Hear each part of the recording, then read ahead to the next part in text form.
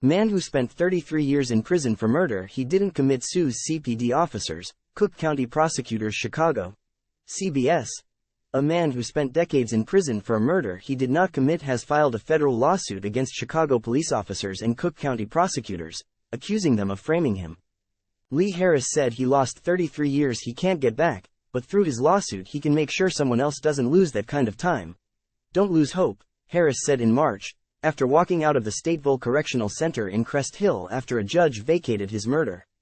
Conviction in the slaying of 24-year-old Dana Feitler, killed in the city's Gold Coast in 1989.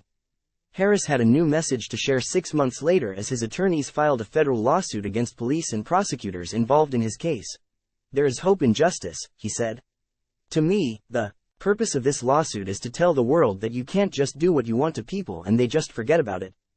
That's a no-no, the federal lawsuit names as defendants former Chicago police detective Richard Zulli, who Harris's attorneys said was later investigated for torture at Guantanamo Bay, several Chicago police officers, a former Cook County assistant state's attorney, and others.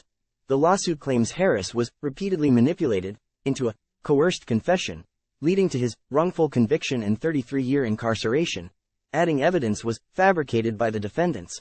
The suit says Harris wants to expose the systemic abuse that allowed his wrongful conviction to happen. The suit demands a jury trial and unspecified damages. Harris said he's demanding what's right.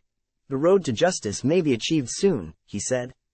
Time equals 400 Ms. greater than a spokesperson for the city's law department said city attorneys would review Harris's suit, but said the city won't comment on any pending litigation. A spokesperson for the Cook County State's Attorney's Office also declined comment. Feitler's family could not be reached for comment on Harris's lawsuit, but issued a statement. After his release from prison in March,